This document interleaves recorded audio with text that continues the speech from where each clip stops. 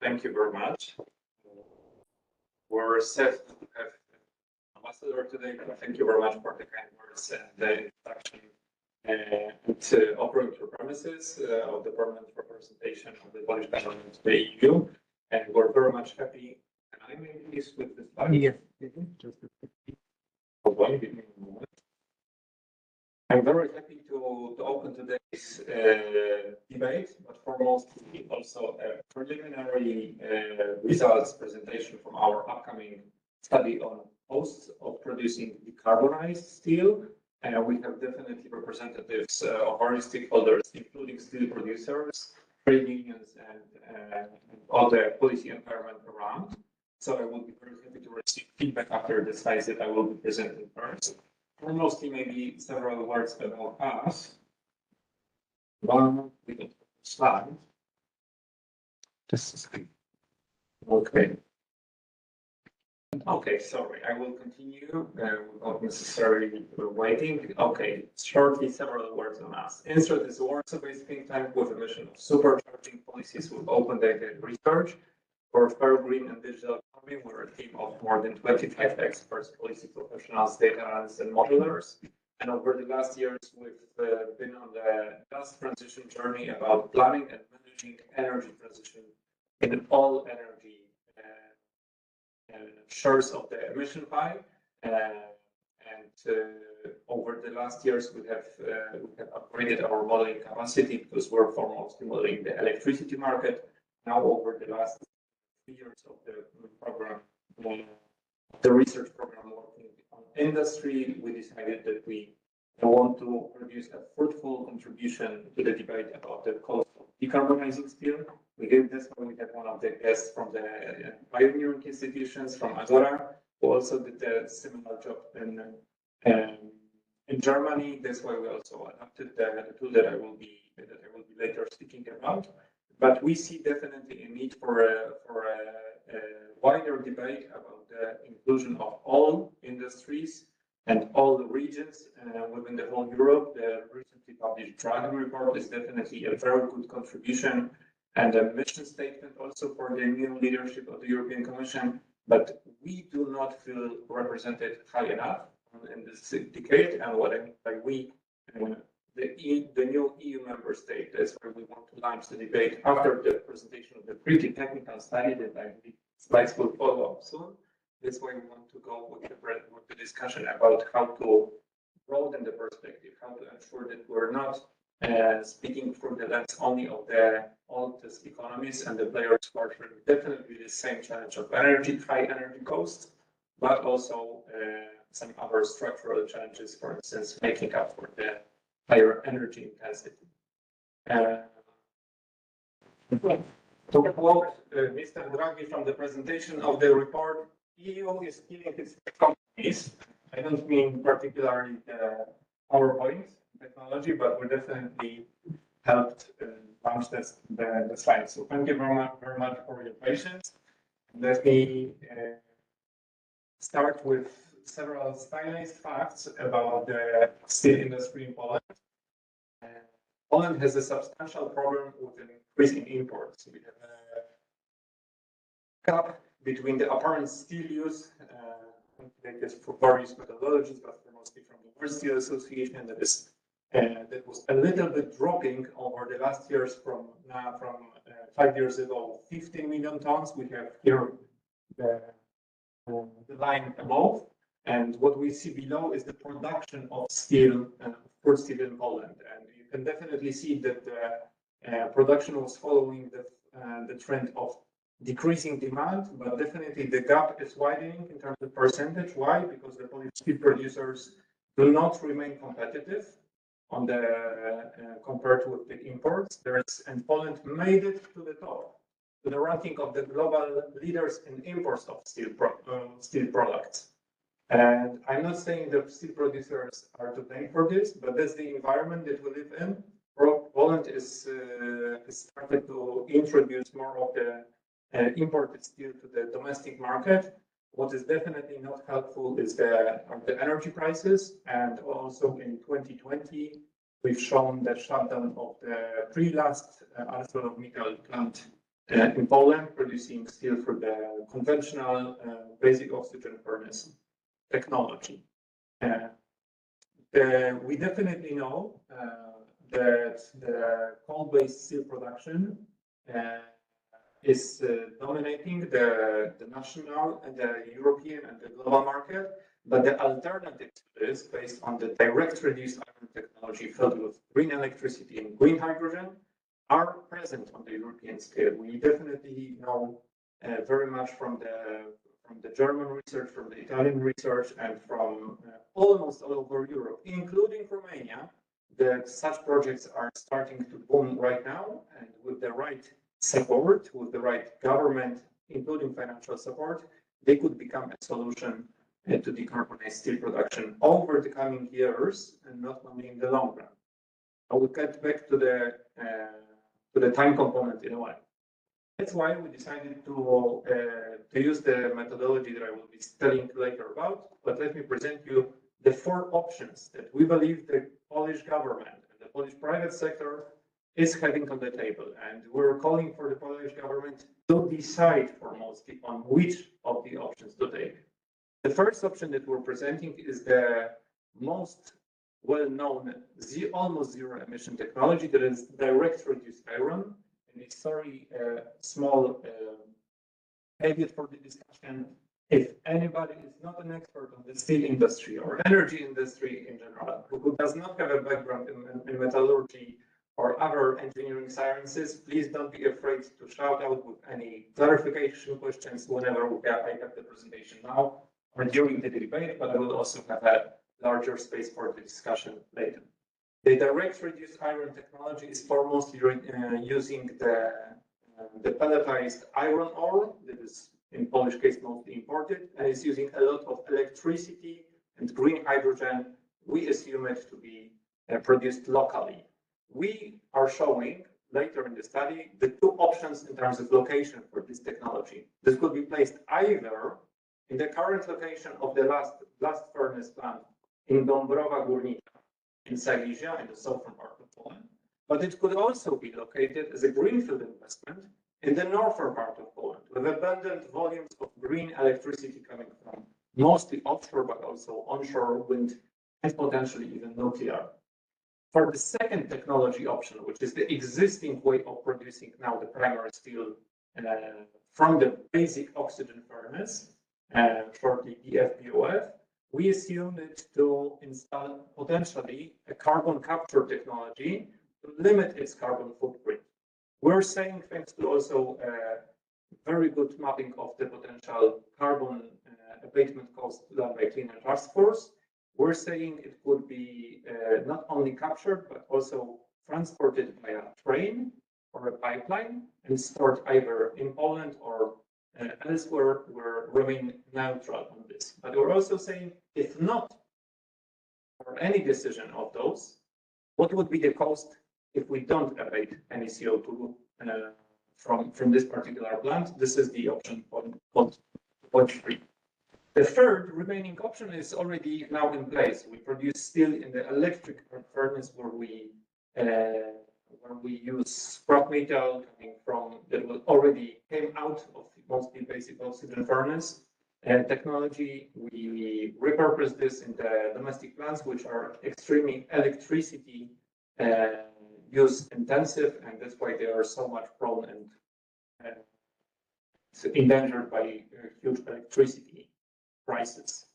For the fourth option that is also in place, we're not comparing the price, but we're saying this could be an option in Poland and also for the Polish government and many other governments and nations in the EU, that more imports could flow on the domestic markets, but we could also employ a policy with a more conscious trade instruments on importing the green steel instead of any steel coming to the market to promote at least some option of saving the value in the economy. The important caveat that I mentioned before is the time component. We assume the final investment decision to be taken on each of the options happening rather over the next 3 to 5 years, and the investment horizon for the next 5 to 10 years. That's why all the numbers that I will be presenting to you today assume the launch of and the comparison between technology costs rather in the year 2040 and after, which is very much sensitive to the CO2 price that I will be speaking about.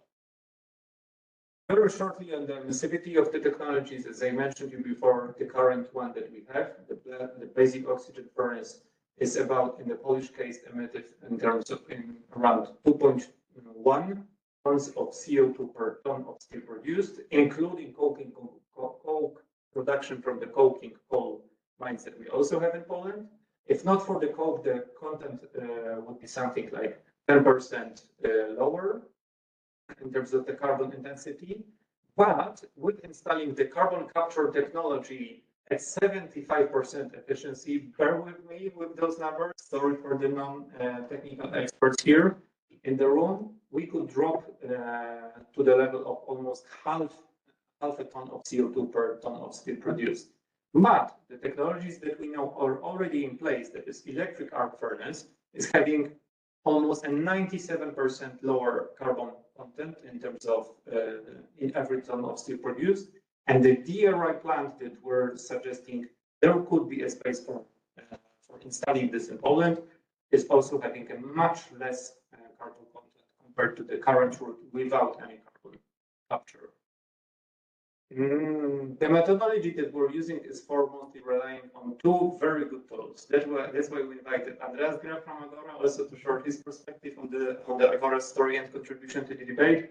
This is steel cost transformation calculator, and that we've adapted heavily to the Polish reality, and we'll be sharing also, as always, we do the open source methodology with the results. But for the carbon capture component to also remain technology now for them to show what are the potential costs for producing the steel with carbon capture in Poland. We're using very good estimates coming from Cleaner Task Force, from their CCS cost tool developed also last year.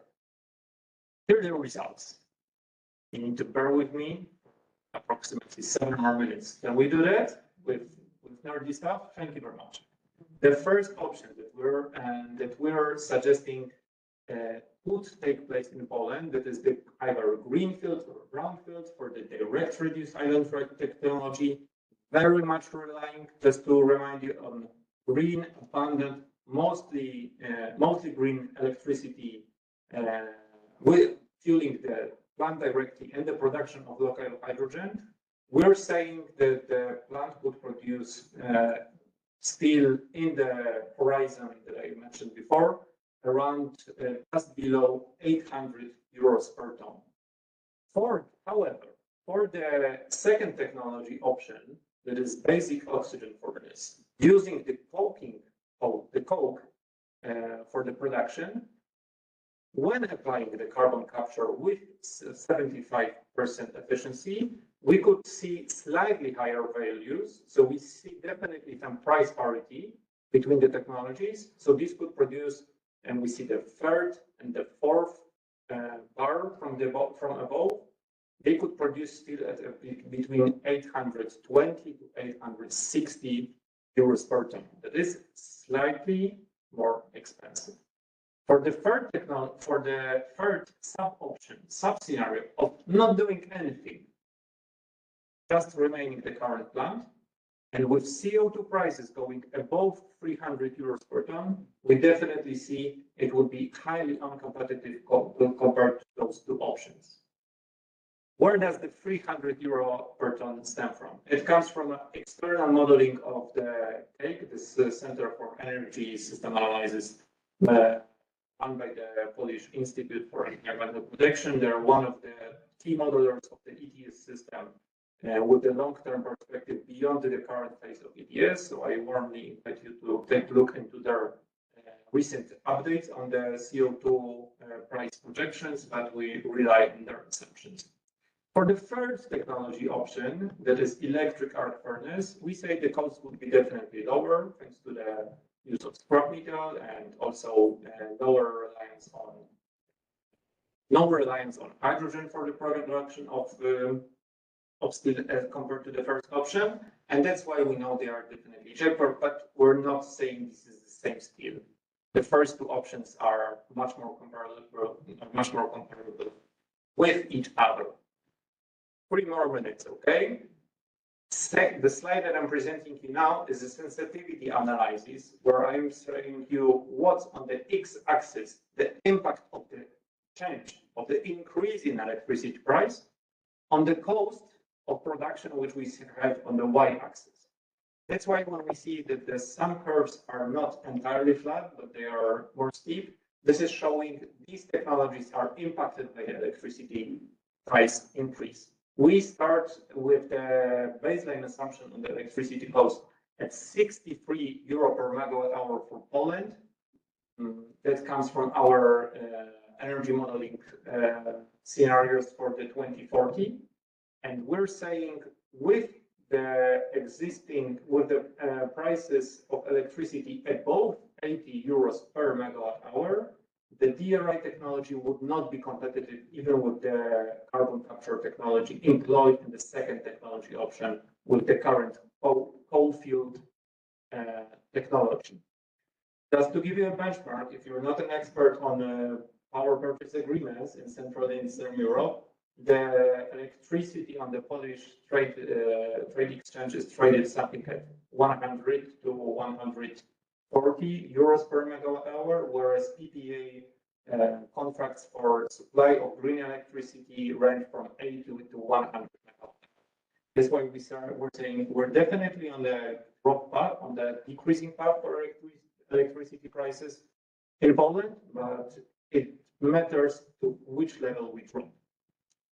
As you see, the flat curves of basic oxygen furnace technology shows that it's not a technology that is so sensitive to the electricity price increase. We're not including this, however, in our methodology, that the carbon capture technology is also electricity intensive. And it's, however, too hard actually to include in the model, but we rather say the decrease in electricity prices will also help the carbon capture technology. So I would say we're even quite optimistic in terms of the potential saving of the PF technology in the Polish steel mix. The last slide now. Interest rates. We have high interest rates which don't allow for big investments to happen. That's why the government usually steps up on supporting the private sector in launching those decisions.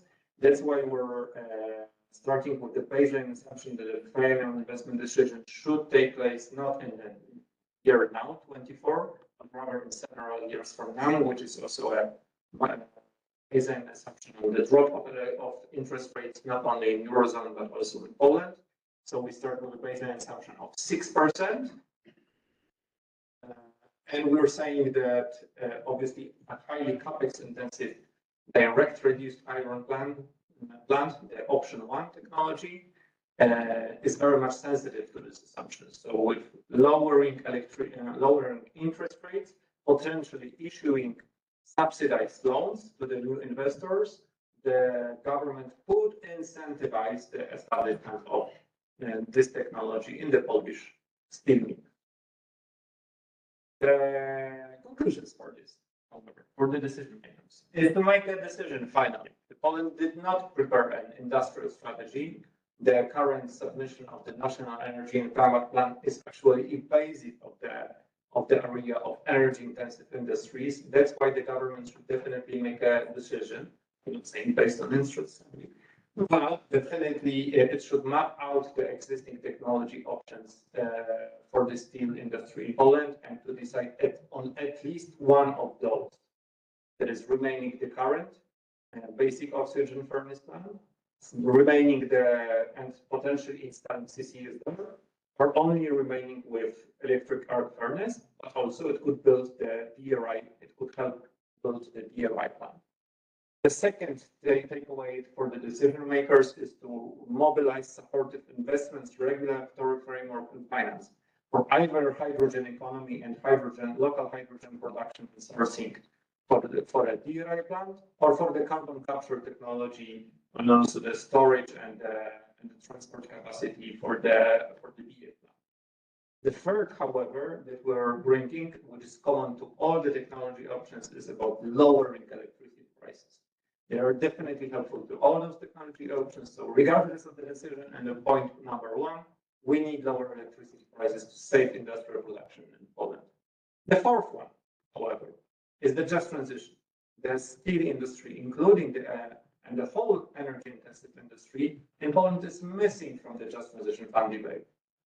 Poland is the largest beneficiary of the Just Transition Fund. Congratulations to everyone who made it happen, but it's simply not enough. In the next phase of the Just Transition Fund allocation, but simply on the vital decisions, we need to ensure that workers and communities affected by the potential transition and potential closure of any of the steel plants, we have a wave of potential bankruptcies going not only in Poland, but all over Europe. We need to ensure that this worker perspective is included. That's why we invited the speakers. I would like to now invite to the space to talk about the transition of the steel industry in general in Central and Eastern Europe. So I would like to first invite Judith Darling from Industrial Europe, Mr.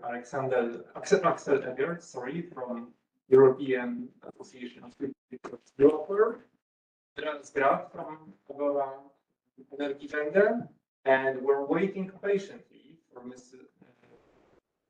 Ms. Kerstin Jorna from the DG Grow to come to our event. She has another commitment, but she's definitely on our way. This way she will be briefed and will hopefully join our discussion. I will join the panel as a moderator, and we'll later have a space for questions about the slides that I can present.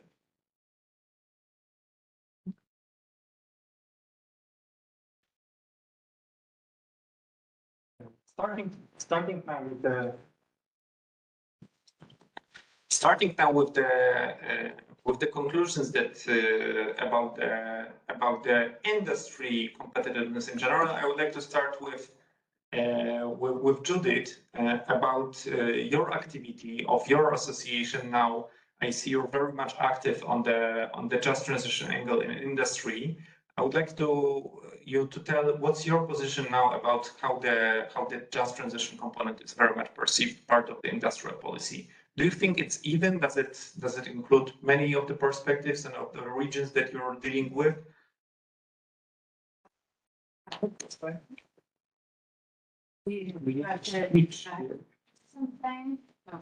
Okay, now it's working. Lovely. So thank you very much for the invitation this evening to be part of this and to discuss the findings that you've presented. From our perspective of Industrial Europe, first of all, we represent industrial workers, not just the steel sector, but industrial workers across Europe, 39 countries, 7 million workers organised in more than 200 trade unions. And in Poland, we represent the full industrial sector, organised in the industrial federations of Solidarność, OBZZ and FZZ Cadre.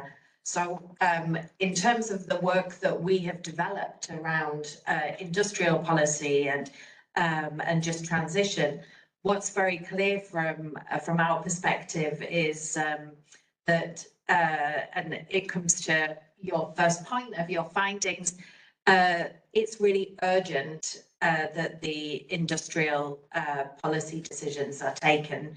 We've been campaigning now for quite a few years, in fact, decades, as industrial unions calling for a European industrial policy. But it's clear that in the last few years, it's absolutely vital that we have a real proactive industrial policy at European level. And in some ways, for us, just transition is a means and not an end. The end for us is good quality industrial jobs in Europe. We want to see the transformation of our industries. We know that there will be parts of industry which will decline, and we are actively negotiating phase-out agreements and social agreements in those sectors and Poland has taken a lot of the focus of our energy if we're thinking about the energy sector and the hard coal agreement that was finalised in 2021, for example, in Poland. But what we also need to see is the transformation of industries. And that demands an industrial policy. It demands a strong industrial policy, which has different elements. Innovation policy, R&D elements, trade policy, energy policy. It's not, when we talk about industrial strategy, we're not just talking about one single magic bullet. This is a policy toolbox which has to come together. And in our view, it's only if the social dimension is threaded through each of those elements that we will achieve a just transition and those good quality industrial jobs. But now it's really urgent. And I think what's very striking for us, and Axel and I have had many conversations about this, is what we're very struck by, particularly in the steel sector, but not only, is that left only to the decisions of multinational companies, we are seeing a patchwork across Europe where the investment is largely going to Western Europe and particularly Northwest Europe. And when we look at the decarbonisation, industrial decarbonisation projects in an area of Europe where we have a massive workforce and a very, very big issue in terms of energy intensity, we are not seeing the industrial projects coming forward. So I'm actually surprised that your time frame is that kind of relaxed. We have a few more years. The investments are in the next decade. We're not relaxed at all. We think that there should be a plan right now for Central and Eastern Europe to avoid that we lose some of the biggest integrated steel sites. And that's why it's not in Poland, but the situation in Częstochowa is related. But we've been very active towards the European Commission, for example, about the situation in the Liberty Steel Group, which where they own big integrated sites in Central and Eastern Europe, and we really risk decarbonisation, meaning deindustrialisation. If we don't get a grip, we don't start to put in place some very active industrial policies, that can't only be left to member states. It can't only be left to companies. We need a European plan, and we need a plan which is about investment, industrial policy, and good quality jobs. Before I go to my next question to Axel, but I feel like you're definitely successful on the mission of saying here in Brussels, hey, we need this policy to be on the EU level, to harmonize, to level up the ambition of the regions, of the national member states that are not making up for this. But you're also on the roadshow around different industrial sites, right? And what's the perception when you're there on the ground? You're speaking. I'm not speaking about you talking to some management boards of ministries. No, I mean speaking to people working in the steel industry. How do they feel? Do they feel touched? Do they feel concerned? Do they feel they are taken care of by their governments? Steelworkers across Europe, and particularly in Central Eastern Europe, are extremely anxious about their future. In some of the sites across the region, people don't know if they're going to be paid at the end of the month. I mean, it's extremely tense in the workforce. And I think that anxiety has social consequences. It definitely has political consequences. It's corrosive to trust in policy and politics. And so getting a clear signal is really important. And I mean, there is obviously an expectation on national governments, but there are also really high expectations on the European Union to come forward with a plan, because part of the agenda has to be about the model of the internal market that we want to see, and cohesion in Europe, and ensuring that that the promises which were made in 2019 with the Green Deal, that no region, no worker would be left behind, are not just rhetoric, but they're actually delivered, because otherwise they breed cynicism, and cynicism is corrosive to societies in general. So No, steelworkers are extremely anxious about their future in Europe. Thank you very much. We as Instrat have been working very much in coal regions, and definitely the coal workers have been said already a long time ago, your job is out, like completely from the net zero world. But compared to the industry, you would be still in.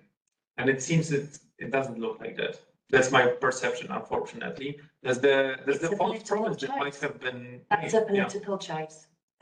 They could be part of the future, but it demands political action and political choices to make sure that they're part of the future. Yeah, thank you very much. I would like to now refer to the representative of EUROFER. Faced now with the current challenges, we could definitely speak about huge financial problems in the steel industry in all over Europe. Major players are facing problems. How do you see now the results that we've been presenting, the race between the potential technologies? Could you share your perspective about this idea of converting potentially all coal-based producers of steel into electricity-fed steel? Yeah, thanks for the invitation. Very timely. I just come from Prague. We had a conference this morning, exactly the same topic: how to make sure that we have a green steel industry in Czech Republic with a just transition.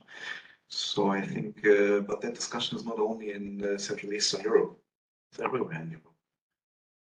Maybe with some advantage for the Scandinavians, but even there, once they will compete on the energy, on the low carbon electricity with other sectors, they will come to similar problems. So I would not say that the problem for us to decarbonize is the finances. We need a level playing field. That's the main and key topic. Of course, currently we are in a difficult situation because of the economic downturn. The demand is very low in the EU steel market. We had sold only 126 million tons of steel last year, coming from 180 million tons before the financial and economic crisis. So it's of course a tough time, but we need in particular a level playing field. And then we can also go through the transition. If you get the energy, that's another top priority, and that's also the reason why I believe that we will likely not be able to keep up with the pace we have to decarbonize, because we have in principle to be decarbonized in 2034. No reallocation anymore for CBAM sectors.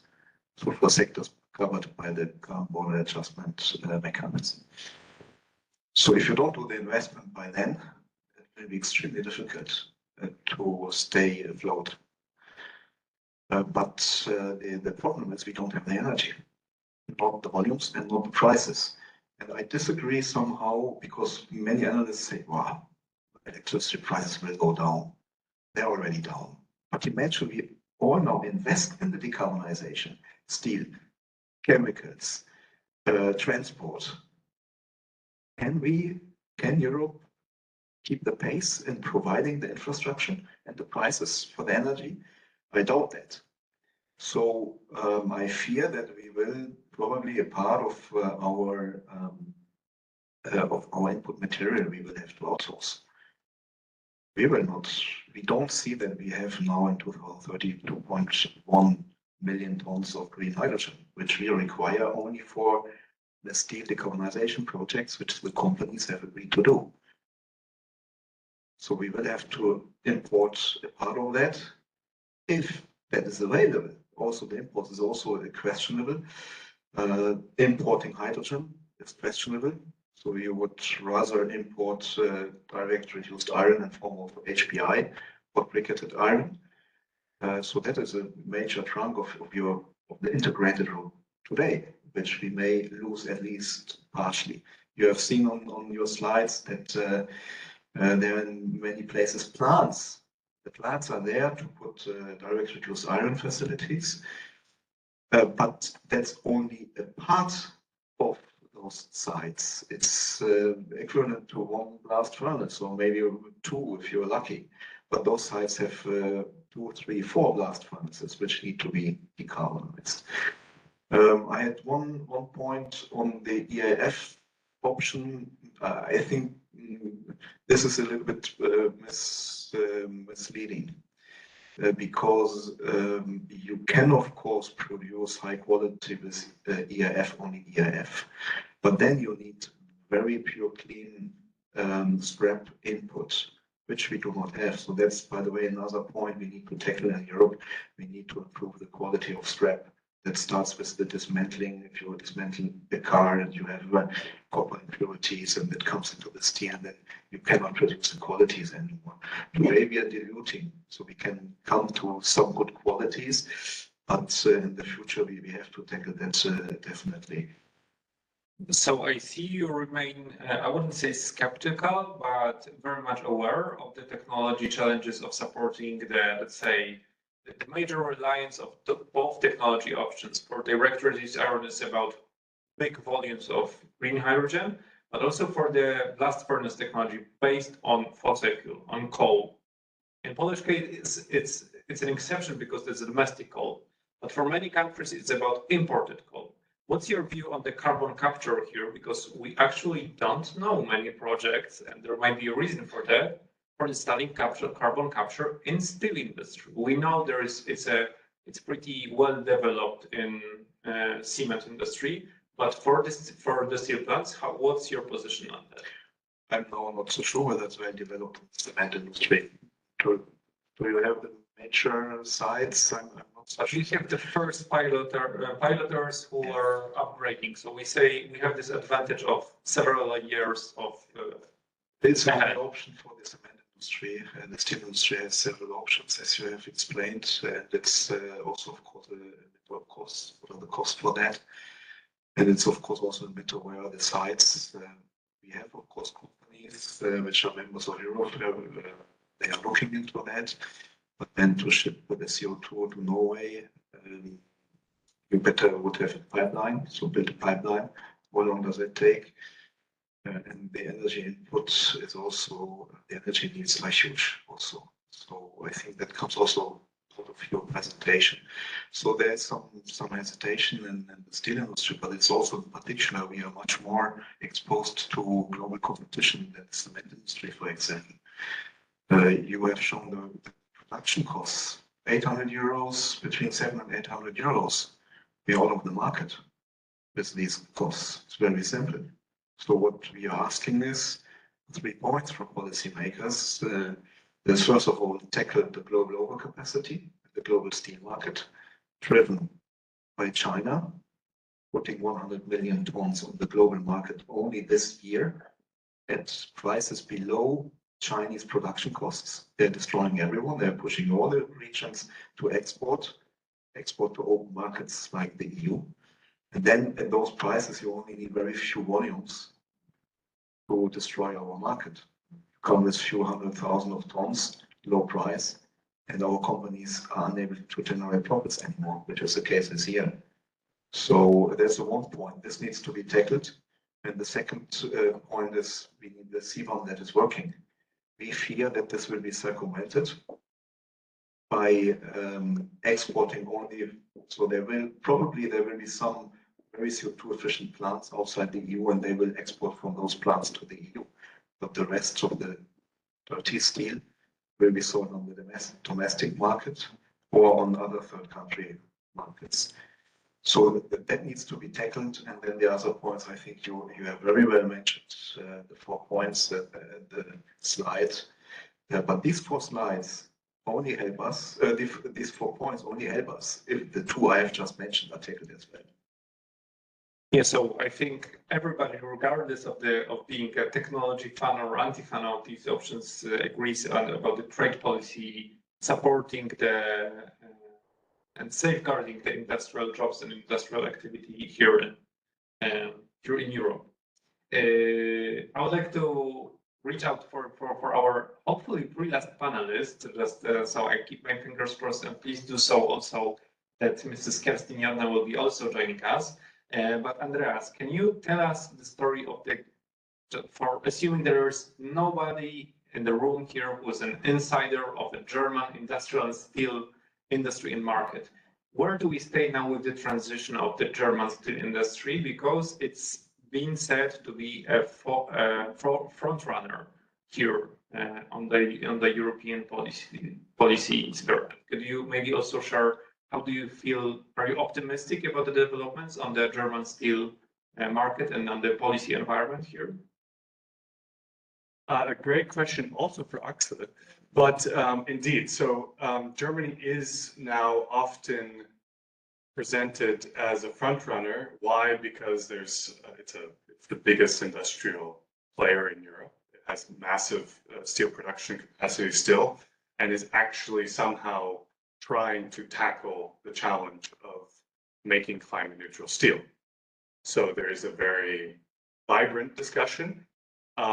And the German government is actually taking action on helping the transition. So we're in a very different place, perhaps, than in Poland, where there isn't really a healthy dialogue, concrete action. And the best example at the moment is that there are only, to my knowledge, the German Klimaschutzverträge, carbon contracts for difference. Let me Yes, please. give a break. Thank you very much for coming. You need to believe us. We said only very good, positive stuff about EU policy.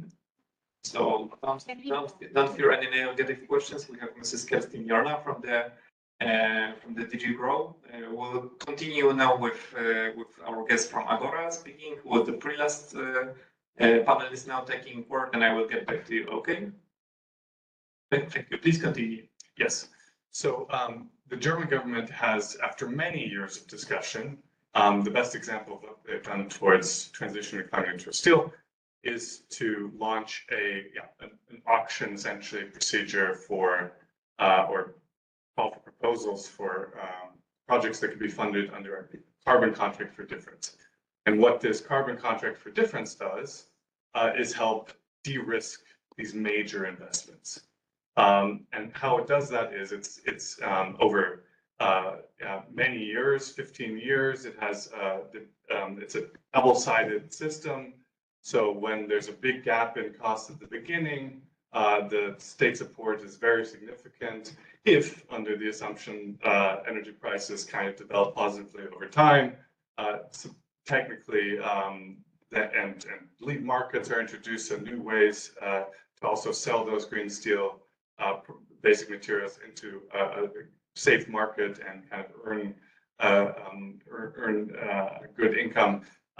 The companies will even pay back some money over time if it's in the money. So it not completely, but it very significantly de-risks a lot of the investment, and therefore has led to a very different conversation, I think, in Germany around perhaps quite risky projects, which is Germany, a country with relatively high energy prices, but an established industry wanting to still make very major investments. And the first round of proposals will be supported with 4 billion in taxpayer money. That's not an insignificant amount. And how exactly that is dispersed, which projects are selected, is a bit still open, because essentially the projects have been presented, and it will be announced very, very shortly.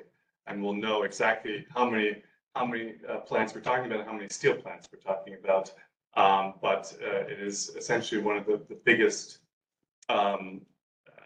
policies in discussion. And this is also potentially a model that we could look at.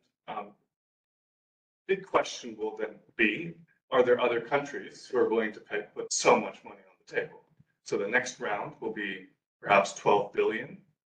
They're looking perhaps more into CCS. Steel is, by the way, not really included in that category. So if there's a focus on CCS, maybe steel is not part of the next round. At least that's what we're hearing so far. And yet, if this is a model, could the EU introduce a more significant amounts of funding? Would other member states be willing to do so? And is this something that will be state aid compatible, still going on into the future? We assume so. But I think those are big questions going forward also for a European transition. Okay, you used a very well-known in the industry term about carbon contracts for difference, but just to maybe let me allow to paraphrase something what you said, just to ask an additional question. Okay, so you're saying that the German government is actually not throwing only government taxpayers' money into the sector that is already quite private. We're used to a government intervening on the electricity market, still a highly regulated market. Quite many players on the energy market who are state-owned, state-controlled. We're used to state in this market. And on steel industry, please correct me, but how many steel players on the European market we have that are state-owned? It's a highly private sector. So you're saying that the German government said to de-risk those industries, we need to intervene more in the market to de-risk those investments, but it's putting also not only today the government money, but it's putting also a bet for the future on the steel market and on the evolution of the prices on the steel market. What's the perception actually of the German public about the German government being so reliant and so supportive of the industry? Is this support considered generous? Well, there's a very active discussion currently around the German budget after our Constitutional Court really ripped a major hole into the German budget, including the big climate fund that helps to finance these investments. So there is now a very active discussion on what should be prioritized and whether we, the debt brake in Germany should be so strict versus whether we should be continuing to cut climate investments. The German government so far, at least, has been quite firmly behind these investments. They're a little bit below where we could have hoped that how much money would be going into the carbon contracts for difference just a couple of years ago. And nonetheless, this money, the 4 billion, are relatively securely committed, and these 12 billion are still in the discussion. And there are I would say, relatively few voices fundamentally questioning whether the German government should, in an industrial heartland of Europe, should be supporting the transition of the steel industry. I think this is not really the core debate, and I think there's a slightly healthier debate than in some other countries in Europe, where industry is kind of pitted against consumers. The German government also has a relatively long tradition of quite controversially still in expert communities, kind of supporting industry via also green instruments. So the renewable energy law supported the kind of early uptake of wind and solar, and those costs were put on consumers, but energy-intensive consumers were not footing the full bill, and that was not as controversial as you would expect, perhaps in some other political cultures and contexts. Is it still a subject of debate? Yes, absolutely, especially among experts. But I would say the question is less about should the government be doing something to help the industry transition, but rather about what are the limits. And I think the debt brake conversation, these new budget realities in many countries are raising uncomfortable questions that we will also have to face here in the European debate. I fear that in 10 years from now, hey, maybe 5, we meet in Berlin for a coffee, somewhere around Aleksandra Plus. Where's the Agora office? Right across from the Berlin Cathedral. Okay, sorry. So It's near the Aleksandra. No, it's right there. Yeah, so it's almost the same street. So we meet for a coffee and say, hey, do you remember the German subsidy for the steel makers? It could have been smarter. We could have used our instruments. Why I'm saying about this, I wish we used this experience from running those auctions to help support the EU instruments that I will speak very briefly about and ask you a question, but I think I've seen you trying to go into that discussion. But if you have any question now, please go on, but very shortly, because I want to come back to Mr. No question. Of course, Germany is also specific in the way that all the downstream value chain is dependent on steel. And Germany is the biggest steel maker in Europe by far. Particularly if you look into the integrated route. Second one is Italy. It's mainly electric arc furnace route, is plant-based. So Germany definitely wants to preserve their industrial value chains and to kick off the hydrogen economy, because the steel industry can be an accelerator, because you have very few places where you will have a huge amount of hydrogen, but around this you can build, you can use this as a hub for many others who can then connect to this hydrogen grid, including chemical industry, for example, but also smaller companies, municipalities. So I think there is a plan. Of course, you can discuss, is it the right way? We could have done it differently, but still a lot of the financing goes into the energy as well. And that Europe has to do anyway. But very roughly, and we're going back Yeah, to because just a very short point, which I think might also be a stimulus for Kirsten, is when we think about the debate in Germany, the position of the German trade unions has been very active, calling for an industrial strategy for the steel sector, now for the automotive sector, and for public support, but always with a return for the taxpayer through social conditionalities. That any public support and financial support for industry should have tight social conditionalities attached.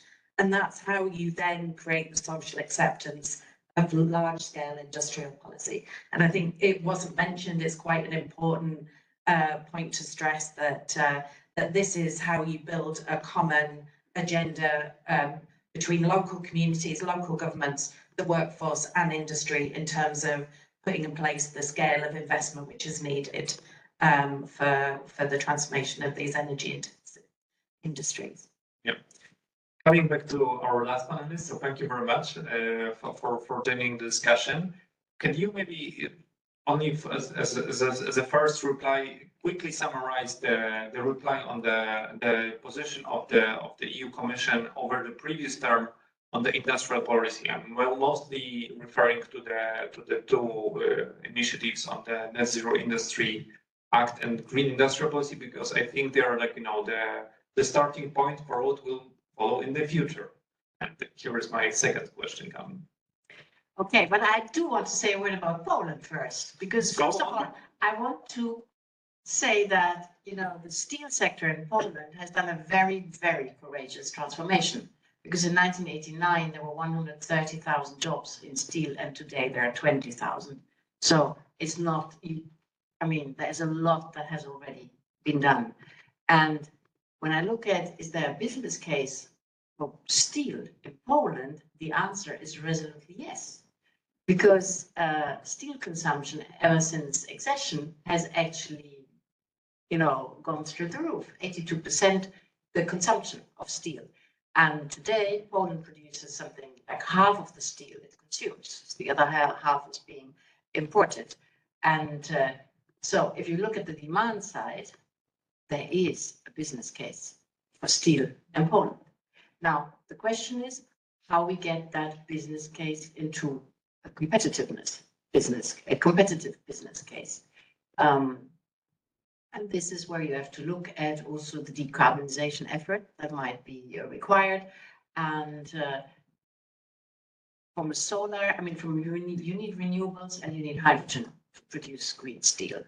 And there is the possibility for wind, offshore and also onshore, but the laws around creating that renewable energy, they're now only coming now. So that's something that could be sped up. And then on the hydrogen, you know, we need hydrogen at the factory gate, which means can we transport? I mean, there are some ports that you need port infrastructure to bring in the hydrogen, but as I see it for Poland, the possibilities are there. So now how can this be accompanied? And this is, you know, a bit the question, how contracts for difference, auctions, there are different ways to support this. And I agree with you, Judith, you know, it needs everyone on board, and it needs, you know, you call it social conditionality, but, you know, it has to be a common project for both the companies and the workers. And there has to be a discussion, what is the common project, because a perspective is needed for all of them. And then, of course, there's also the off-takers. 50% in general of steel goes into the construction sector. Now, who builds? This is a lot of public authorities actually building. It's municipalities renovating their houses, it's bridges being built, it's roads being built, public infrastructure being built. I'm thinking of some of the airports that were. So there is a lot where the public actually can have a pull effect. And that pull effect is by framing, when they ask for a public contract, to frame them in a way that it gives a preference to green steel, socially produced, sustainably produced steel. You see in the mission letters also the notion of bought in Europe steel products. So there is a lot you can do to frame now, and Poland has now access to the recovery and resilience money, next generation EU funds, there's cohesion funds, so there's a lot of money. But can you frame this in a way that it also benefits the business case for steel in Poland? And here public buyers can play a role, and they are normally not very eager to play that role, because they say, to go on, it has to be fast, I take the cheapest product possible, because then I have no hassle with litigation or something. And this is where, together with the European laws, with the European public procurement laws, but also with, you know, the laws at local level, we can actually reassure, and we have to work on reassuring. But because the demand is so high in Poland compared to the production, I think there is a real business case to build for Polish steel. There's definitely a way for, like, you know, mobilizing demand for clean steel. We could definitely launch a separate debate about the syntax, or it's like black, gray, clean. But I suggest we don't launch the color debate. But you're definitely suggesting this would be a way to mobilize those investments on the demand level. But on the supply level, in what instruments is the EU now looking into over the next 5 years policy cycle, or over the next financial perspective, to support an even distribution of investments into the steel production? We're meeting here in the permanent representation of the Polish government, but we try to also bring in the perspective of the Central and Eastern European countries, which are very much seeing to the inactive position of the steel industry, of the current industrial players. I'm not saying this is their fault, or this is their conscious decision not to kill the markets, but that's the reality. We lack this abundance of green steel plants, projects to do a major decarbonization in countries of the EU enlargement. Is this a component that you're looking into over the industrial policy? Yes, of course, because you know, the key to, as I said, for the steel case is renewable energy and hydrogen. Now, the conditions, and the more you go southeast, the less the conditions are actually good for renewable energy, the potential. So the hydrogen has to come from somewhere, and that's why we need the hydrogen backbone to build. That's why in the Industrial Alliance that we have on hydrogen, we're really looking at the whole value chain, and to make sure that it's not only about supply, but also about transport and then demand at the factory gate, because, you know, the factory is where it is. And we are trying to de-risk also the different elements of the business case with the Net Zero Industry Act, Critical Raw Materials Act, batteries. But it's and these two laws, and you already mentioned them, they are actually new generation single market laws because they're built on the business case, which is access to operating license, access to skills, access to financing, access to market. And if you look at the Critical Raw Materials Act, which we've just launched the call strategic project on the Critical Raw Materials Act. We had an overwhelming response. 170 projects were proposed. We thought, 30, maximum 50, if it's successful. And these 170, they are very geographically distributed around the EU. And also in the countries with whom we have partnerships for raw materials. And which shows to me that if you frame the business case in a good way, which we did through this legislation, if you frame it in a value chain perspective, which is extraction, refining, recycling, then you can actually create projects everywhere in the EU. And it's true on raw materials, investors and banks, they tended to stand far away from it. So I think the fact that there are 170 projects where people actually say, we'd like to invest, help us to make it happen, that's a very strong signal. I'm no expert on raw materials, so please don't treat my follow-up question as a way to criticize this. But as I understand, in the materials industry, it's rather the geographical location, so the geology that is a little bit defining this. But as you've mentioned, we have a problem with renewable potential in Southern and Eastern Europe. So maybe there should be somehow an instrument or a premium to compensate actually for this, to compensate all industries, not only steel industry, for the, let's say, less fortunate position on the renewables market or the potential. Well, we just have to get the energy and the renewable energy and the hydrogen at the factory gate. And that is a question of grids, it's a question of pipelines to be built and to be financed. That's the infrastructure of the single market, if you want. And everybody has to play their role, including in port structures. But Critical Raw Materials Act was just Act number 1. Then came the Net Zero Industry Act, Act number 2, which is all about the protection of the clean tech. And now in the political guidelines and mission letters, you see the Accelerator Act, which is Act number 3 in this. It's the value chain approach. It's about the energy intensive industries like steel, who will also need to electrify.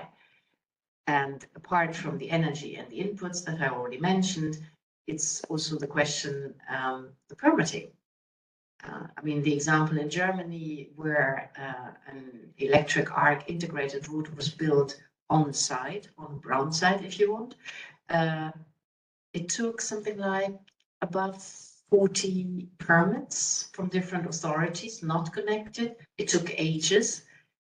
So that's what we will have to change as well. That, like on the Critical Raw Materials Act and Net Zero Industry Act, we have one permitting process with clear deadlines expressed in months and all digital with cutoff dates, which actually give that investor security and which will help, to pull the other investments, including on the pipelines.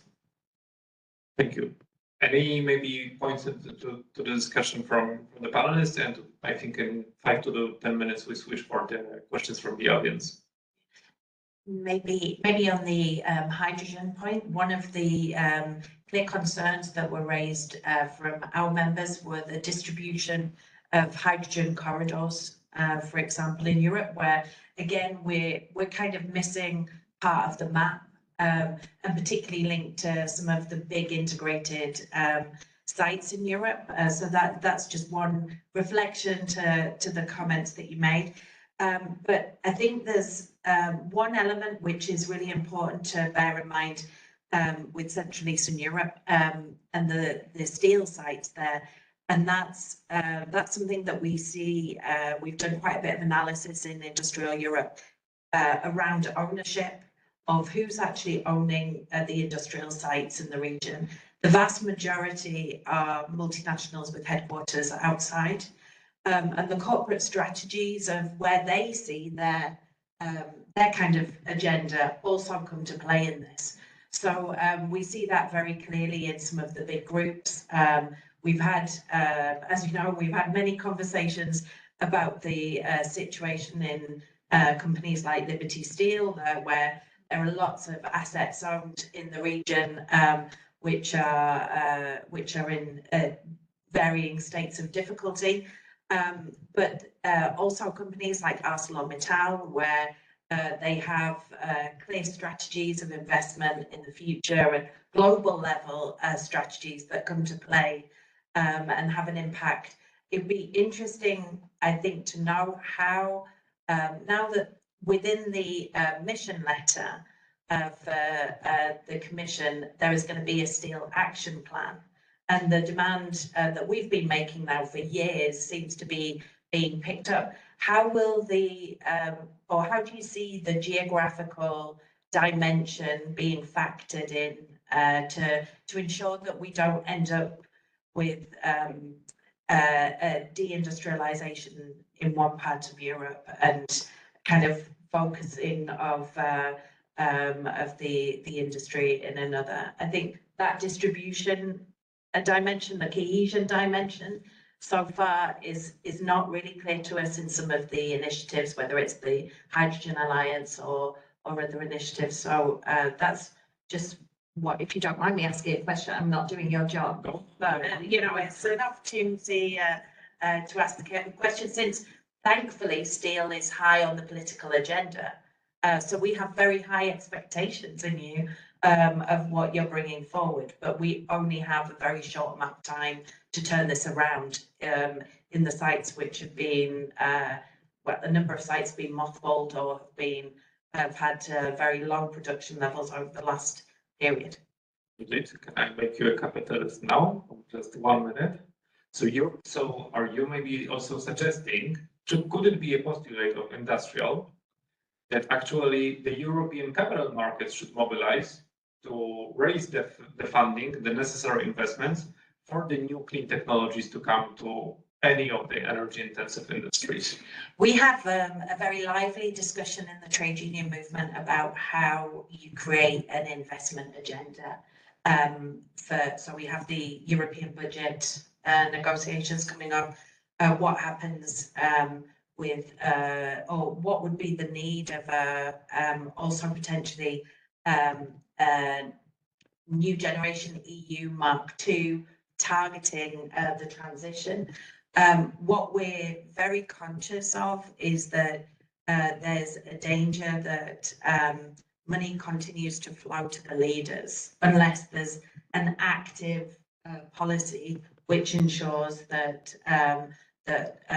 capital is flowing also to the regions which are very energy intensive. So and I think what's interesting, I just came back, so you just came back from Prague, I just came back from Aalborg in Denmark, where the Danish industrial workers are calling for a bigger European budget because they see the internal market as the key market for Danish green tech innovation, and their concern is that the lack of investment will actually hurt their interests in Denmark. So I think there is a potential to build an alliance for an investment agenda between countries like Poland, Denmark, you know, not natural bedfellows, but where the twin transition is an industrial economic strategy, and delivering the Green Deal has a kind of political and economic rationale behind it. And that might overcome some of the, you know, maybe my glass is always half full, but that might overcome some of the traditional divisions about the EU budget and those who are frugals or spenders in, because at the moment this for us is the real challenge. If we deindustrialize in Central and Eastern Europe, we are fueling corrosion of the European project. So it's existential for us.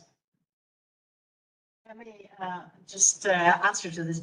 Of course, we have something like that already, which is called Just Transition Fund. And it's exactly for these industries.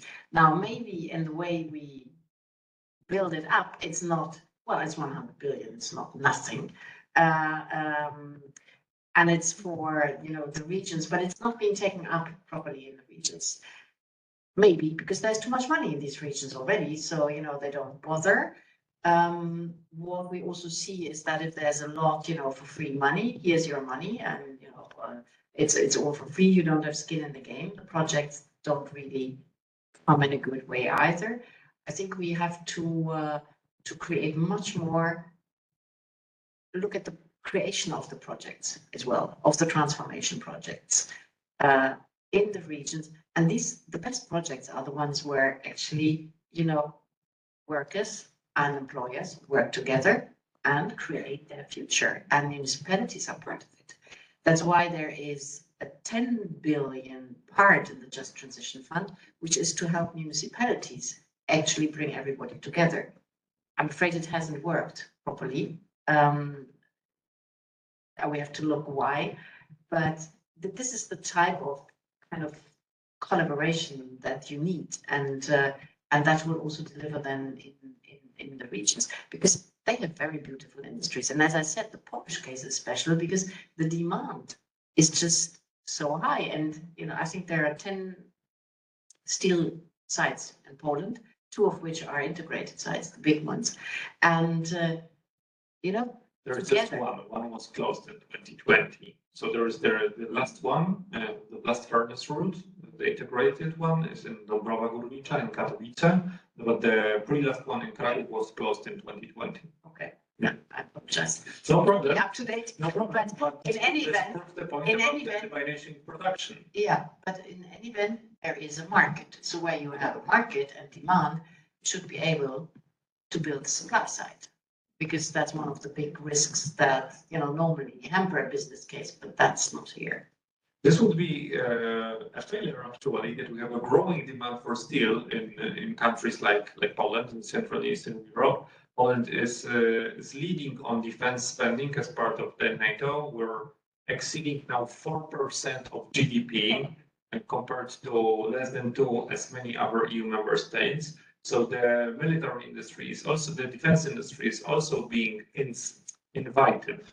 It's not pressurized, but it's invited to take up also the challenge. Just to give you a background, there was a plan to build a completely new steel plant in Poland, electric arc furnace, and the intention was also about to secure domestic production of steel for the defense industry amid the trend of rising spending. But when it came to details, not a good investment mood was found there, even though there was a high involvement of state.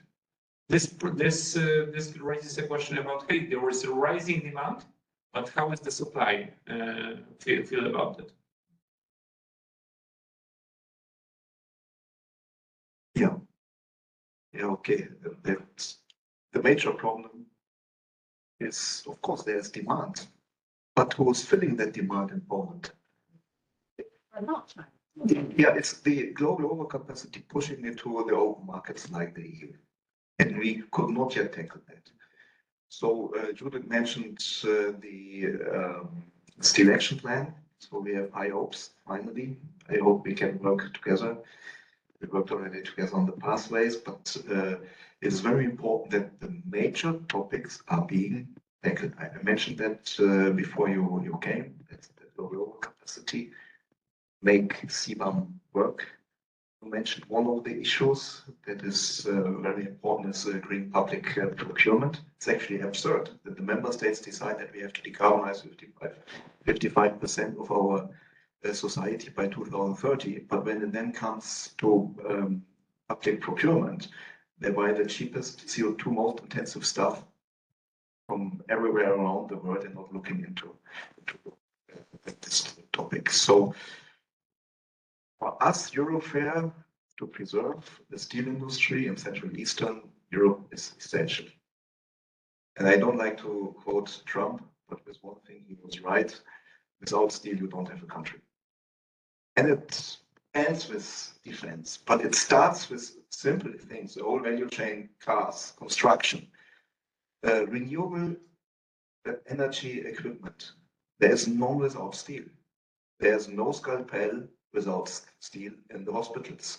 So if you don't have that, you lose a lot of your value chains, of your industry in your country or close by. So if we do not manage this challenge for Central Eastern Europe, we are in big shit, to say it bluntly.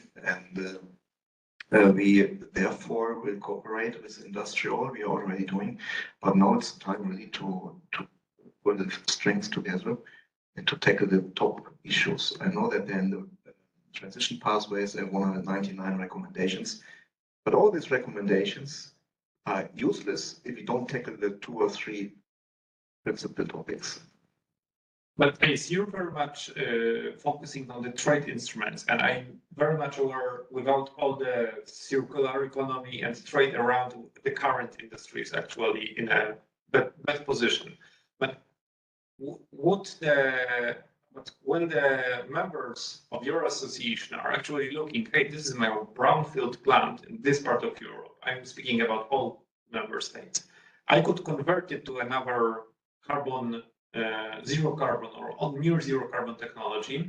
Do they see also to the trade component and say, we would launch this in this investment if not for the trade stuff?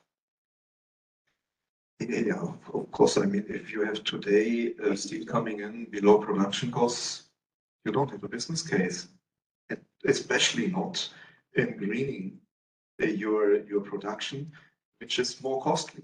It has a price. We need to be able to pass on the cost of this. Otherwise, it's not possible. By the way, our manufacturers, they have plans for Central and Eastern Europe to decarbonize. Some projects have started or will start very soon to decarbonize, but it's not sufficient. We need the full capacity which we have in Central and Eastern Europe today. We need to preserve that. And not only just few plants, and we have just lost Ostrava, if you want so. Mm-hmm. We have lost the integrated route in Ostrava. And if we do not take care now, we will lose more. Yeah, but we have the potential. It's all there. And if Europe cannot do this transformation, who can? Okay, the US, but India is now installing 100 million tons of blast furnace capacity, very high CO2 intensive. We will see, according to the OECD, in the next 3 years, 24 to 26, 155 million tons of additional capacity globally.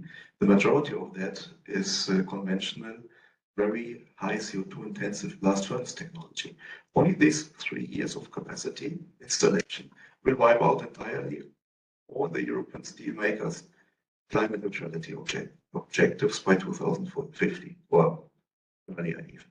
So we have to look into that as well. So if we do not fix the trade issue, forget it. Go on. Yeah, so I think we've touched upon all of the key dimensions already. So let me just try to package it together, because at Agora, we often talk about this need for a comprehensive policy package, and then we talk about it in 3 buckets, which is upstream, midstream, downstream. Now, it's confusing for some people who know midstream as something else.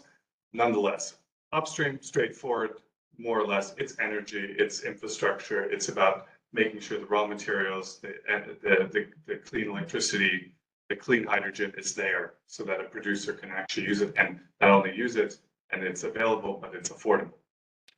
Absolutely critical. And I mean, it was essential to your analysis. The second one is, can you actually, do you have the technology on the one hand, but also can you de-risk the investment for the producer and the manufacturers? So can you make a policy package that makes it actually interesting for Axel's members to make the investment?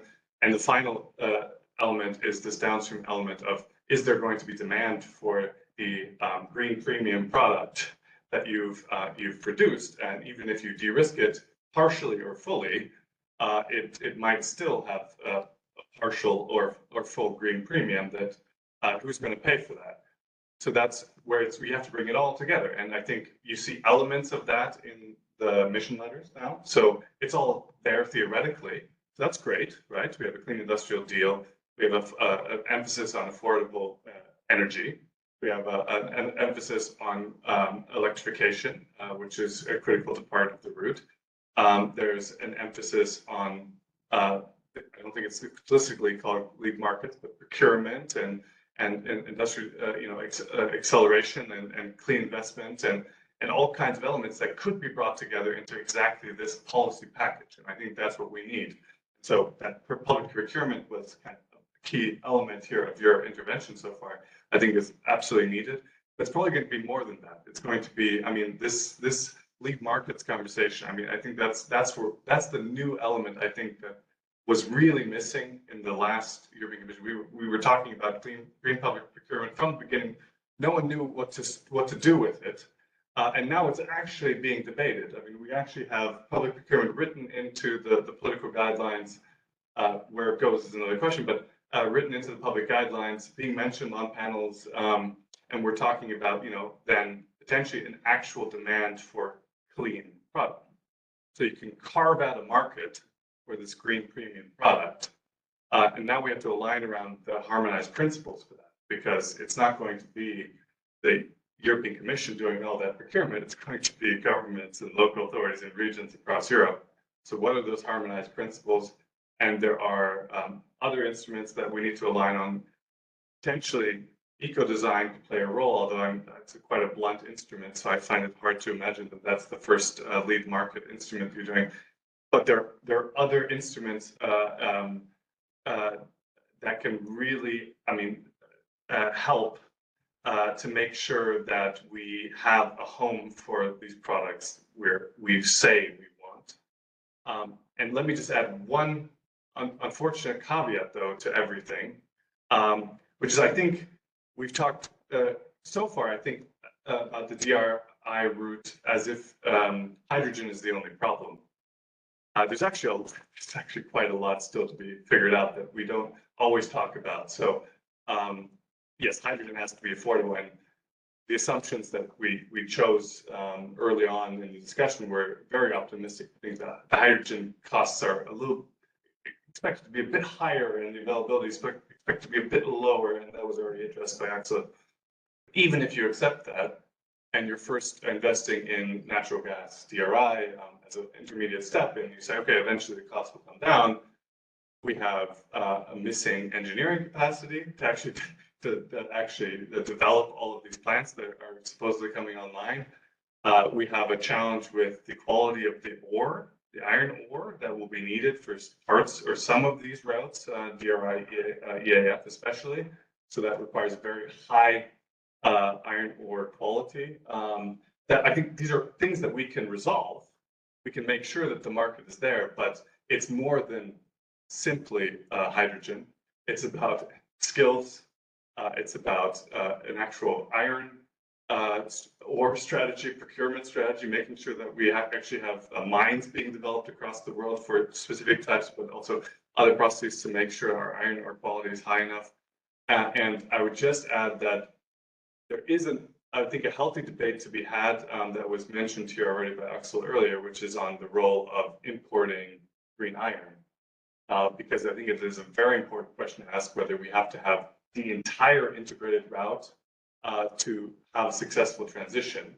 If there are strategically acceptable international trade partners who could provide much more affordable green iron, while based on our estimates, or at least from what we understand, would still preserve 90% of the jobs potentially in Europe. So perhaps not the main concern that the unions should have is importing HPI at a more affordable rate so that the industry in Europe is competitive. The big concern should be, can we make overall a competitive package? And if that's also importing iron produced with green hydrogen somewhere else in the world and then imported to Europe, I think we should be open to that conversation. I mean, actually, we started that conversation quite some time ago about the value chain approach, about looking, at the inputs. I mean, the whole business case, which is inputs, energy, skills, investment, markets, and actually the public procurement piece is already included in the Net Zero Industry Act. So it's not that it's kind of, ideas that we now suddenly get. It's included. it was not for nothing the most debated part of that whole piece of legislation, because member states and public authorities, they all of a sudden feel, we might pay more, and they are reticent. And, you know, that's why a couple of governments actually said not so many non-price criteria, only phase them in slowly, be very careful. Derogations, we like derogations. Yeah. Right? But, you know, it's there. The chapter is there. We will come out with our criteria beginning of next year, and it's sustainability, it's social, and it's resilience criteria. So we will frame it for all public buyers in Europe, and they will be hopefully reassured. Where they're not reassured is that they say, you know, it's so easy to just take the cheapest, also it's cheaper. If you have non-price, I mean, how do you evaluate? I could make a mistake. We have to reassure them on that. But that will really also be the basis for the bigger public procurement reform that we've announced, and that will be a reform to make public procurement, which is 14% of GDP, actually more strategic, and to help create these European markets. But we're not starting from nowhere. That's what I would have. Yeah, the demand side that we have and the perception of who buys the actual steel with this green premium, and whether they are able to actually be charged for that without losing the competitiveness on their products that are using steel is very much still at the forefront, I believe, because we see from various industries, hey, these ones are heavily impacted and these ones are actually not. So they are actually consumers are willing to pay for the premium because they simply have a margin to share, or they have a position on their market to share this. But maybe the last comment now from Judith, and we go to the audience with the questions. Yeah, because it's on this question of, is it all right to let one part of the industry go? Well, we have very lively conversation in the trade union movement about that. I think that what's missing from the analysis of, you know, I was in a panel in Warsaw last week with the Brazilian government saying we're prepared to supply you with all of the green steel that you need for European industry, and this is the way forward. But that misses, really importantly, the question of strategic autonomy and the link that steel has to strategic sectors. Not just the defence sector, but also the defence sector. And the challenge is that to run an integrated site with just the defence sector as your buyer isn't a business case. So in order to address the strategic autonomy discussion, you need to have a broader conversation about ensuring. This is one of the conversations we're having, a kind of strategic capacity in Europe. So we have had this conversation in relation to critical raw materials. How do we create strategic stockpiles? How do we ensure that we're not subject to blocks in global trade, which then put us at peril, and our supply chains at peril? And there is a really important conversation to have about strategic capacity in Europe. And that means having control of the full value chain. And we have also the full value chain in Europe today. I mean, if anybody is wanting to head up above the Arctic Circle, you see the full value chain of green steel, which is in Europe. But we need to make sure through lead markets, through the whole industrial policy framework, that that capacity is developed and maintained. And I don't think anybody, certainly not in the trade union movement, it has a naive position that we could be that we have autarky, and that we're able. This isn't where we're coming from at all. We have to have strategic trading partners around the world, but we also have to have an agenda, which means that we can fulfill some of our own strategic capacity in Europe. And that's where we have maybe when the Agora study came out, which said we can lose this 3%, it's not so much employment, better to lose this bit and maintain 90% of employment. that's very simplistic in our view compared to that broader strategic discussion about what is the steel industry, where does it fit into our economy, and why is it important for us. But I'm not going as far as Axel and quoting from you. You won't hear that from me today. That's okay. We leave this discussion with several protectionists. No, I'm just kidding. View that is shared by all panelists. Let me get back to the audience because we have the last, just let me check, 15 or up to 20 minutes. I have a question now, starting with Tamara from Clean Air Task Force. Here we have Mr. Motyka from the Polish Steel Association and further speakers coming. So please raise your hand again when I will be asking for questions from the audience. Please, if you don't please stand up. Okay. Hi, I'm Tamara, from the task force. A quick question, kind of commentary / question, and I'm focusing on Poland because it's in the title. A lot of conversation about full decarbonization is obviously based on the premise of availability / affordability of hydrogen, whatever color it is, to a certain extent. Now, if we take the case of Poland, currently Poland is the third biggest producer and consumer of hydrogen. Most of it is a gray hydrogen, and transforming them to any color of clean hydrogen will take a huge endeavor. But also what we see in Poland that the end-use sector prioritization is incredibly fragmented. So what you mentioned, Michał, for instance, if you go to Pomerania in northern Poland, where you have the first nuclear project, TBC, when it comes online, the offshore wind, the onshore wind, you see that people are now very excited about hydrogen buses and hydrogen this and that. So I don't see really a clear prioritization where this very scarce hydrogen, which is not even online right now, should be deployed. So there has to be much more awareness about that.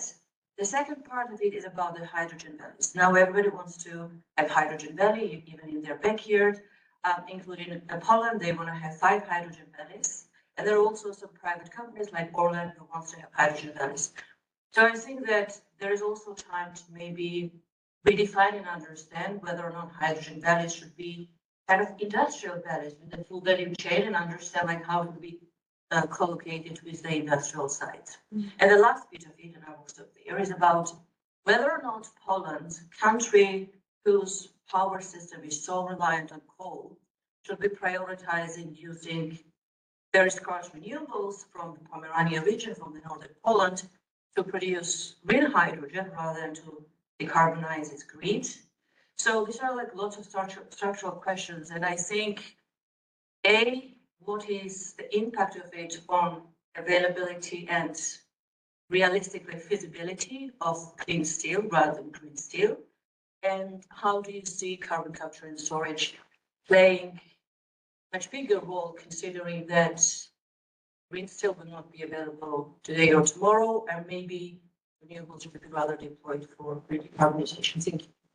I will very briefly comment with some numbers to address your concern that we're very much aware of. And I think many countries need to also think for their business cases about clean or decarbonized steel plants in various locations. So we're suggesting that, let's say, middle-sized DRI plant, when established in northern part of Poland, it would definitely pay more for a greenfield project on capex, but it would have lower OPEX in terms of transmission cost and just simply availability of the green electricity. We say that this kind of project would consume, could require a 1 gigawatt connection to the electricity system, and it would consume up to even 7 terawatt hours of electricity, 80% going for hydrogen production from electricity, just 20% for the DRI plants. So we speak of just this one particular plant would become a 3 times larger consumer of electricity than the current existing one. So we speak of a massive increase in electricity demand for hydrogen, and I very much recall your and share your concern about a very much evasive and uncomprehensive hydrogen policy. We have potentially here on this panel representative of the largest industry that could be an off-taker for hydrogen. whereas at the same time, many countries are still experimenting with the hydrogen applications that are bringing very mild, if not even actually a negative contribution to the debate about the decarbonization of the sector. There, you raised also a point about carbon capture. So instead of me talking all the time, maybe I leave the floor to you to answer the point about the potential of using carbon capture technology for maybe, I don't know, years to come to lower the carbon content of the current BF route. Yeah, as I said, it's an option, but then you also need to have the availability of the storage sites, and it's very energy intensive as well. So you are stuck with a similar problem. Actually, I fully agree with your concerns that we cannot pick up to the speed needed for the decarbonization of the industry with the supply of the energy, hydrogen, electricity. That's why the steel industry actually said that we can install DRI, EAF, and in the transition we can use natural gas. That already decreases our emissions by 60 or more %. Now we have two problems. The one is that the gas price will not decrease, so we are now importing LNG, which comes at a higher price and setting the price therefore higher than foreseen. But it would still be an alternative. But then you have the regulations and requirements to decarbonize, which then may not allow you anymore to use natural gas. If you have a project funded by a member state or by the commission, then you're suddenly not allowed to use the natural gas. And if you are not able to use 100% CO2-free hydrogen, you may have to pay back the funding.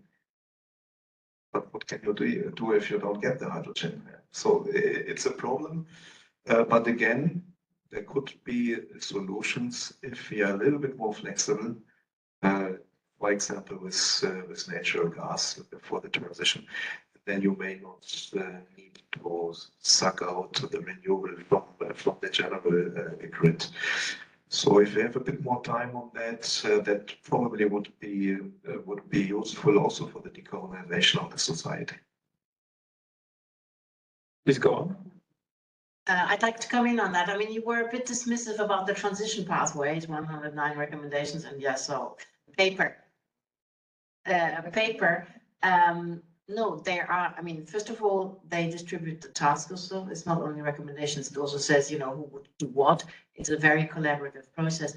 And they have the benefit of bringing out exactly these questions, because when you have to go from A to B, in an office, you can say, okay, it's a straight line, but it isn't. I mean, the example of the hydrogen actually shows you need to do it in different steps, and you really need to see it as a transition.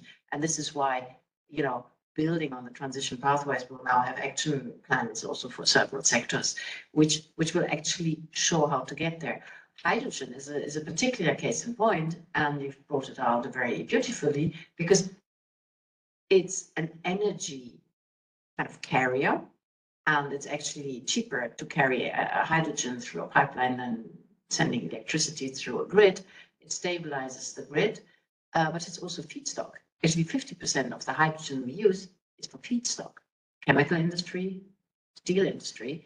So we have only regulated on the energy part, and this is where we have to frame it in a better way, and to make sure that it's not only produced, but it's only also being transported, which is the Hydrogen Alliance, which has resulted in 2, and the third one coming, IPCEIs, where member states actually pull together their money to create the value chain for the hydrogen.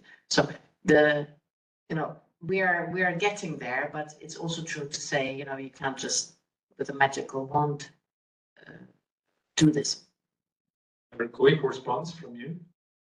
Yeah, just on this transport aspect, because in Germany there's this conversation about kind of a hydrogen backbone grid, and a lot of instruments are being put in place, especially what they call an amortization account, which allows kind of de-risking of the grid development.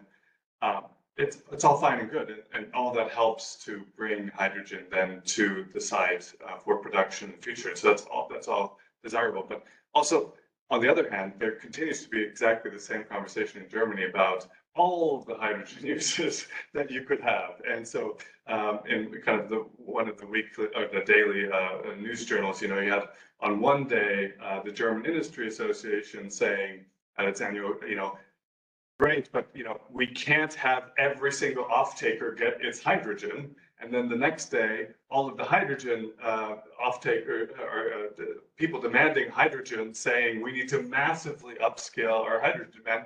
And there's a complete disconnect here still because the process is run by gas grid operators and the voice of the actual, let's say, priority end use sectors is not elevated above the gas grid operators. And it's fine to say, of course, the gas grid operators are part of this process, clearly. I mean, they're the ones who will build and operate it. But there's a massive disconnect here. And we need to make sure this prioritization message is really heard. But to prioritize, you need to make a decision, and sometimes the decision would require leaving somebody out of the room. And it's a political decision not every government is unfortunately willing to take. I need to run again back to the audience with the questions. We had a representative of the Polish Steel Association here in the first row. Thank you. Thank you very much, Mirosław Motyka, Polish Steel Federation. Been named here. The Polish Steel Industry has quite a poster child of steelmaking, and that's true. Because since the 2004, which is 20 years back when Poland became part of the European Union, the steel industry in Poland turned around completely, invested billions of money into being the most efficient also energy-wise. So we are frugal in the way we're spending, and when we are called energy intensive, that's because of the processes we apply, not because of gas going away. That's one part. Poland, as you rightly said, Kirsten, we are in demand side. We are really very good, right? The steel is being consumed in Poland, and it will take some time until we arrive at a certain point where there is enough, right, of infrastructure and other projects running around consuming steel. The problem is that the Polish steel industry doesn't quite participate in delivering or consuming that steel. And why is that? One, for sure, is the Polish energy mix.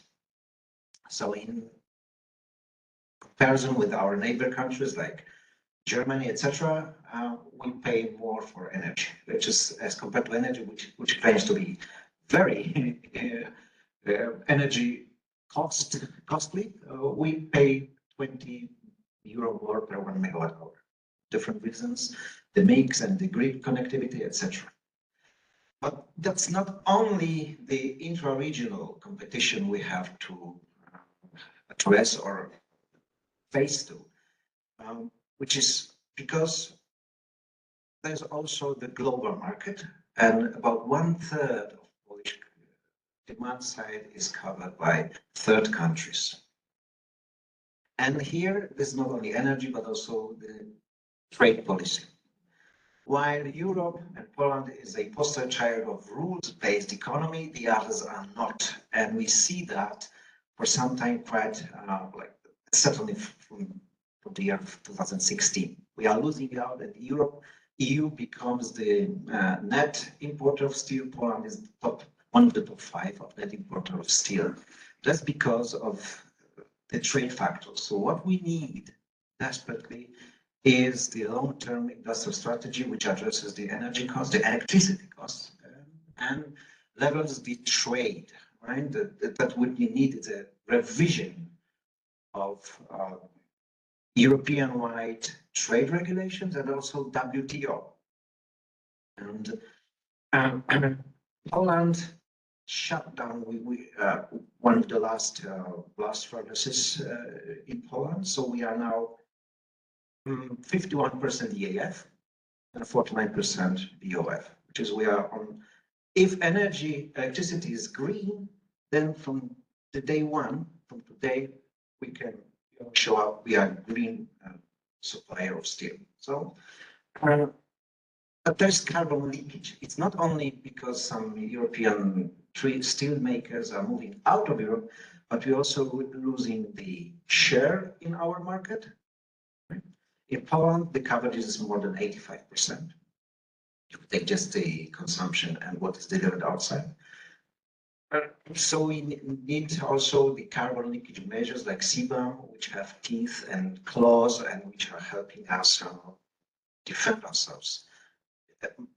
This is the protection. We're not calling for anything special, just a level playing field. The others, we need the rule-based economies. Otherwise, being a good boy just doesn't pay off. So we need that, so, and also, as you rightly said, Kirsten, the public procurement. On the one hand, we say to our steel makers and other energy-intensive industries, please do this climate change, do CO, reduce CO2, apply all the environmental measures, industrial directive and the REACH, etc. And we're doing that. That's not without reason that the price in Europe is higher than elsewhere. This is why it is so attractive for the others to come here and do this for us.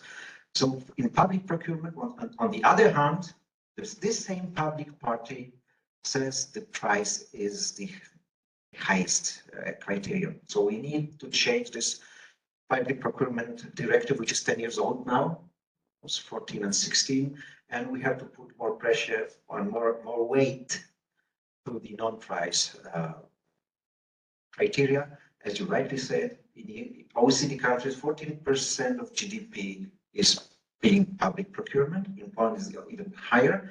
So we build our bridges, roads, and kindergartens using, let's be frank, dirty steel. Thank you. Thank you. Somebody with a question that, I'm sorry, is a little bit more optimistic. I don't want to leave the room without any hope. So the next person was raising hand here in the third row.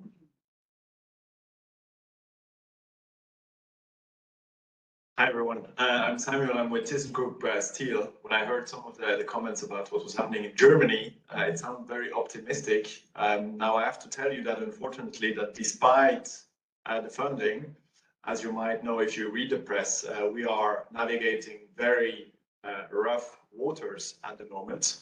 And that's not because of the funding. The funding of course is helping to get this first wave of very much needed transformation going and to send the signal that there is demand for the hydrogen, etc. But yes, we've touched upon the issues. The infrastructure is not coming along at the speed we need it. The costs we're looking at in terms of the hydrogen are not enabling us to produce steel in a competitive way. So that's clearly an issue. Overcapacity cannot be underlined enough how big a problem it is. This is really a climate issue as well, because this overcapacity is predominantly on the CO2 intensive route, with some small green capacity that will be redirected to Europe, but cross-subsidized with gray capacity. So that's really not helping the climate, and it's undermining the business case for investing in the transformation here. So really this point cannot be stressed enough. That really needs to be hammered home. We see encouraging signs in the new mandate of the Commission that this is really key in order to make sure that we have a business case. And then the last point, which maybe I wanted to reiterate a bit, is the made in Europe point. The Green Deal has to be made in Europe. If we just end up importing the electrolyzers, the windmills, the grid technologies, the transformers, the EVs, etc., for getting this transition done. In the end, we might not need much steel production here because we don't have the demand. So it's really key that we make sure, especially of course when public money is involved, that we spend it on products made in the EU. Other countries are doing it. I think we have to think smart and also make sure that we invest in European products. Because in the end, that is resilience, both in terms of the value chains. We are just the beginning of many value chains, but it's also about political resilience. Because if it's not an agenda of job creation and of securing jobs, it undermines the support for the green agenda in the long term. So it might be tempting in the short term because it's cheaper, but in the long term, I think we actually undermine the support for the agenda. So just to reiterate some of the points that were made on the fundamentals about energy costs, the trade dimension, but also the fact that we need to think about the Green Deal made in the EU, not just for steel, but for the entire value chains, which we need to keep here. Thank you very much for your comment. Well, I promised the audience a little bit of optimism. So if you can share at least one optimistic remark about the development of this industry from your perspective. Finally, thank you. Just No, Oh, wait, all the microphones are moving left. No, I think my one optimistic, because I share the analysis, I'm not disputing the analysis, but what is my optimism is when you read the mission letters of the Commission, I think after a long time of talking about overcapacities, and it's not just the steel sector which is hit by overcapacities, but we've had this process inside the OECD, which has basically led to nothing, unfortunately. But in the mission letters, it feels like this question of overcapacities has finally been understood. And the way that trade policy has been factored into the clean industrial deal, I think is potentially shows that there is an understanding of the importance of the trade dimension. And I mean, we share very much the same analysis of how serious the situation is. So I think the moment where the penny dropped, we organised a meeting. Actually, Kirsten, you were there as well with Aegis Europe in March, where we had a panel also with DG Trade, where the DG Trade Deputy Director General admitted that within the EU's trade toolbox, there is no instrument currently capable of dealing with overcapacities, that DDIs are incapable of dealing with the scale of overcapacities. And I think that was also a moment where you saw that there is thinking of how to deal with it. The shame in terms of steel and aluminium is that already the US came to us several years ago saying, let's talk about a kind of clean deal agenda of the carbon intensity of steel and the overcapacity elsewhere. And that was in some ways closed down by orthodox voices within DG Trade. I think there has to be a shift, a political shift, and within this new commission, like I said, otherwise, hope is the last thing to die, right? So you have to hope that in the agenda of this clean industrial deal, that shift in our trade policy is actually being factored in, because everything else will be redundant if we don't get that part of the puzzle right. But what I would say is that we have to be very careful about made in Europe. And I say that as a union that represents the steel sector, but we also represent the rest of the manufacturing industries. And we export lots of things to other parts of the world. So we have to, and that's why we talk about social conditionalities, because we have to be promoting the qualities that we want to see, the social conditions, the environmental standards, and maybe it's a slight ambiguity to say social conditionalities rather than made in Europe, but it's substantially different because we also have to avoid getting into trade wars.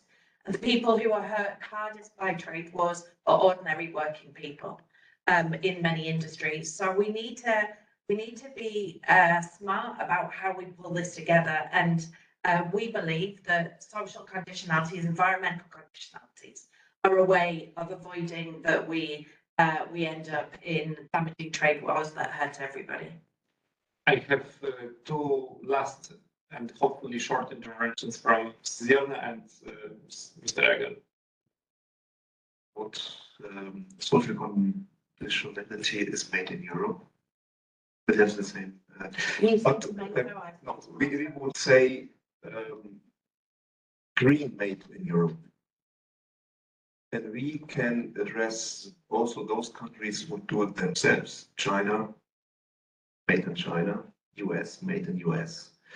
So I think it's a very important tool to prop up decarbonization of this industry, to give them preference over steel from other countries which do not have a similar decarbonization target for their industry.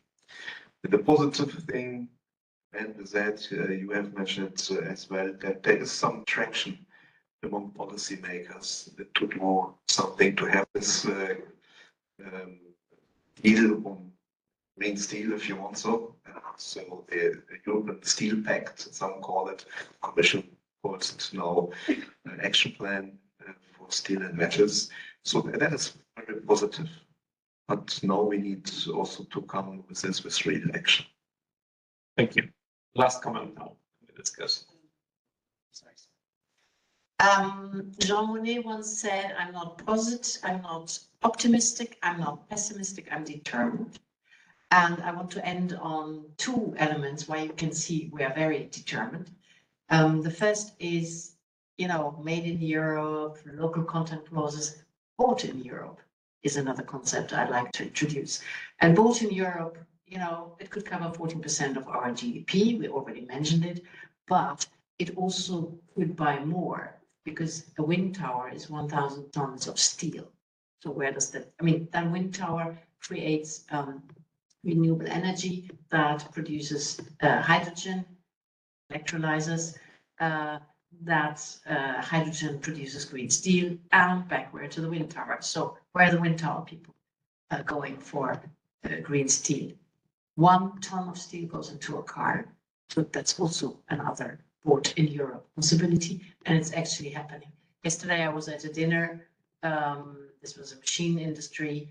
And they do already buy green steel. They have long-term purchase agreements to buy green steel for their machines. So bought in Europe, we can give it more life. And if we look at the whole ecosystem and the whole industrial value chain.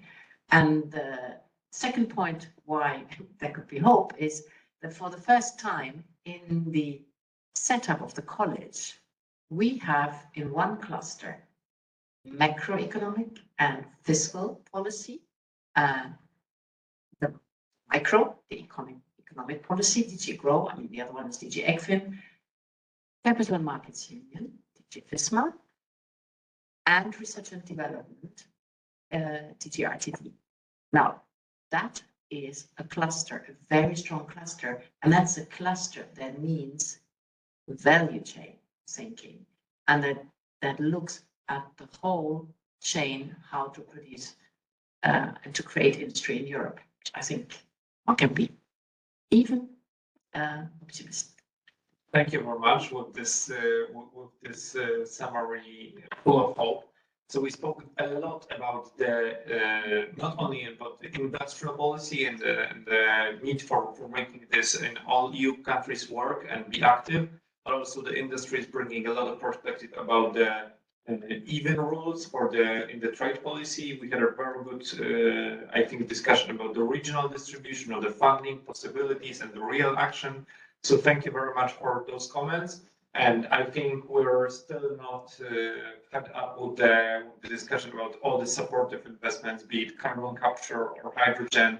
And I think many of the fans or anti-fans of these technologies leave the room unsatisfied with the unanswered question about who will actually win the race. But I think it's not the race that could be put in this kind of dichotomy. So we're leaving this discussion definitely open for future follow-up. Thank you very much, and I would like once again reiterate our big thanks for the host of the today's discussion, the representation of the Polish government to the EU. Thank you very much.